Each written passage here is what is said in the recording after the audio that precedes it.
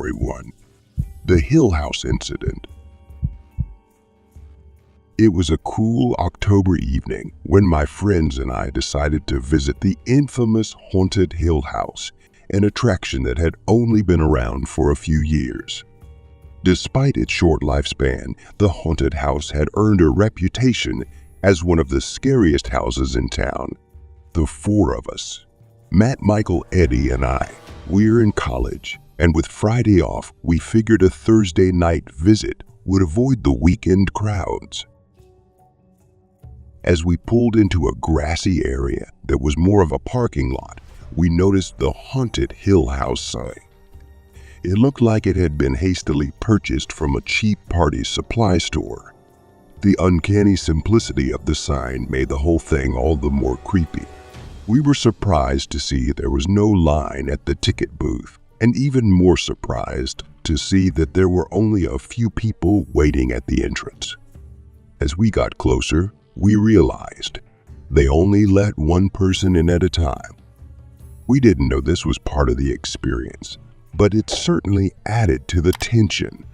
We decided that Michael would go first, with the rest of us following in order. As the door closed behind Matt, who had entered before me, I felt a knot of anxiety twist in my stomach. The last haunted house I'd been to was when I was a kid, and I was starting to wonder if this was such a good idea. When it was finally my turn, a woman dressed in a blood-stained costume opened the door and gestured for me to enter. The door slammed shut behind me, and I was immediately plunged into near-total darkness, save for the occasional faint flicker of light. The air was thick with the smell of artificial fog and the metallic scent of fake blood. As I walked through, I was confronted with gruesome sights: mutilated corpses, blood-splattered walls, and actors jumping out of hidden corners to startle me at every turn. Even though I knew they were coming, each jump scare made my heart race. I hesitated, thinking that it might be part of the appeal, but as he continued to push me deeper into the darkness, a sense of unease began to creep in. Finally, he stopped, and I heard the door close behind me. Silence filled the room. I stood there, heart pounding, waiting for the next part of the act to begin. But nothing happened. The darkness pressed down on me, and I realized something was very wrong. I called out, telling the actor he was going too far, but the only response was an oppressive, uncomfortable silence. I fumbled for my phone, ignoring the policy of putting it away, and turned on the flashlight. The light cut through the darkness, revealing a small, cluttered storage room filled with props and cleaning supplies. But that wasn't what caught my attention. Standing just a few feet away was a tall man dressed in black, his face partially obscured by a mask. He wasn't dressed like the other actors. His was simple, unassuming, and terrifyingly out of place. I backed away, my voice shaking as I demanded to know what he was doing. He didn't answer, just made strange, uncomfortable gestures with his arms as if trying to convince me he was part of the act. I didn't believe him. My eyes darted around the room until I saw the door. Without another thought, I dashed out, using my phone's flashlight to find my way back down the dark hallway. All the while, I could feel his presence behind me, as if he were watching me flee. Eventually, I made it to the next part of the haunted house, where an actor tried to get into character and yelled at me to turn off my flashlight. I blurted out what had happened, telling him that I had been attacked by someone who was not part of the ride. The actor, who looked to be a teenager, left the ride and pointed me toward the exit, saying that I was almost there.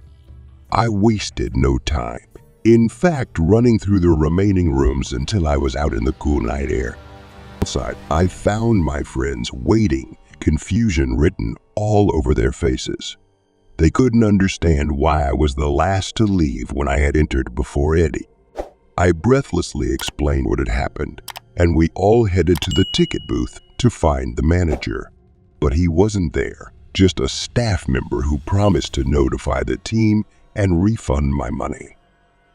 The next day, we found out that a girl from our college had posted on Facebook about being sexually assaulted at the same haunted house on the same night. Her experience was identical to mine, only her attacker had gone further. She filed a lawsuit, and the attraction was closed at the end of the month. To this day, I can't shake the feeling of that man's hand on my back, pushing me into the darkness.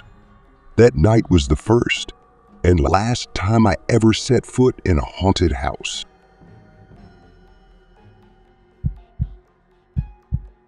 Story 2. Haunted House. It had been years since I last thought about my dad. My childhood memories were buried deep, hidden under layers of distraction and time. But tonight, they would come flooding back, triggered by a night I'd never forget. Every October, a giant haunted house attraction opens in Fort Worth, and this year, my friends had convinced me to go. It was supposed to be a fun, thrilling experience, but I was a little apprehensive. You see, I'd struggled with PTSD since I was a child, the result of a troubled upbringing I'd never fully escaped. But with the enthusiasm of my friends and a little courage, I thought it was time to finally face a haunted house. We met at my friend Noah's house for a snack before heading out. There were 6 of us, 3 guys, including me, and their 2 girlfriends. Noah had planned everything, including the combination of alcohol and marijuana that he thought would make the experience more enjoyable. Normally, I avoid smoking because it makes me paranoid, but tonight I wanted to push my limits. I thought maybe the combination of marijuana and alcohol would help me relax, help me forget. As the night wore on, we piled into an Uber and headed to the haunted house. The ride was a blur, my mind already foggy from the mix of substances. When we arrived, the line was long, but we didn't mind. We chatted with the people around us, the anticipation building with each step we took toward the entrance. As we got deeper into the haunted house, I tried to stay calm, but each scare pushed me closer to the edge. The flashing lights and fog distorted my vision, making everything seem surreal and disjointed. My breathing became shallow, and I could feel the panic rising. Then we entered a room bathed in an eerie red light. A man in a suit and top hat, covered in blood, was screaming at us, part of the act. But behind him, in the darkness, I saw a figure that made my blood run cold. He wasn't dressed like the others. He just stood there, staring at me, his eyes boring into my soul. It was my father. My breath caught in my throat, and my legs went weak. My father, the man who had haunted my nightmares for years, was standing right there, in the corner of the room. A scream escaped my throat, raw and filled with years of suppressed fear and pain. My friends turned to me, laughing at first, thinking I was joking. But when they saw the horror in my eyes, their smiles faded. One of the girls grabbed my arm, asking me what was wrong.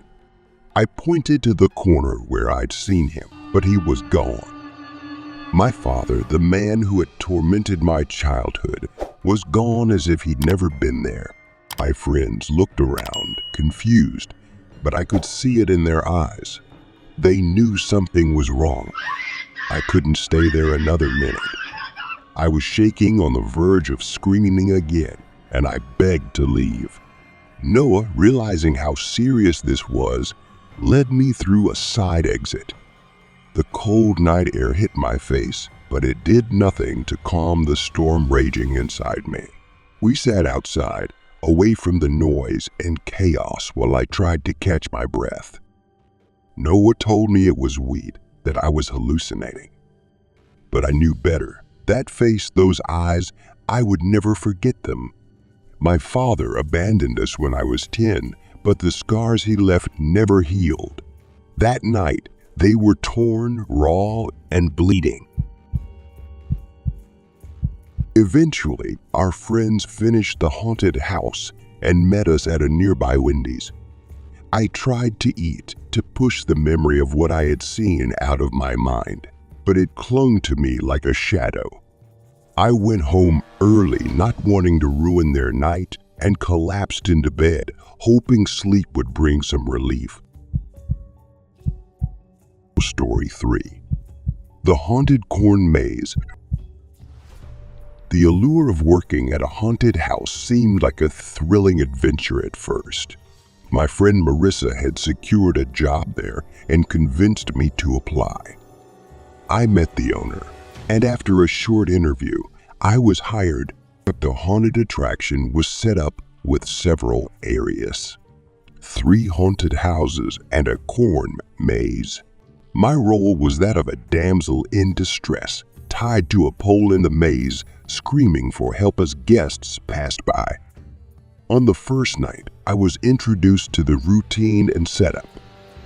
Jeremiah, the supervisor, led me to my station, explaining that I would be tied to a wooden pole in the corn maze and that I would be given bathroom breaks between sessions. Although nervous, I was excited. This was a chance to embrace the Halloween spirit in a new way.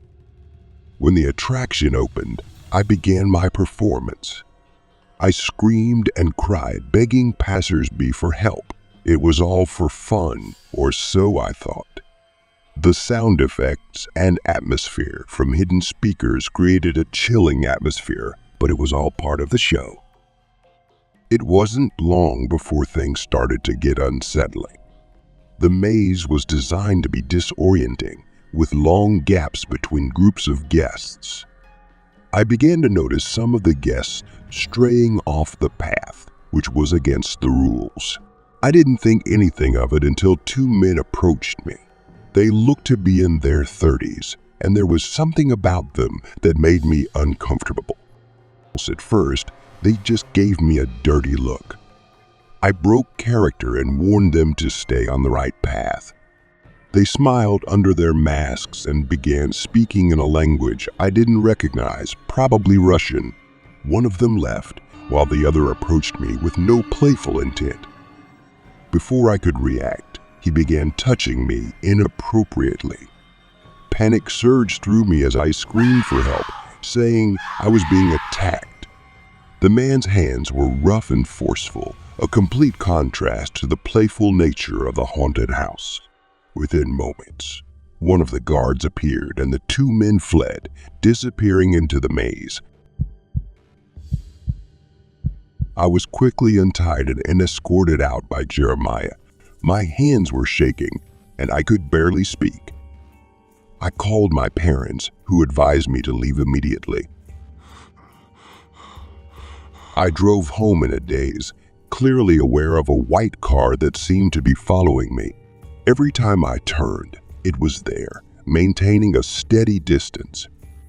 Fear gripped me as I made my way through unfamiliar streets, eventually arriving at the nearest police station.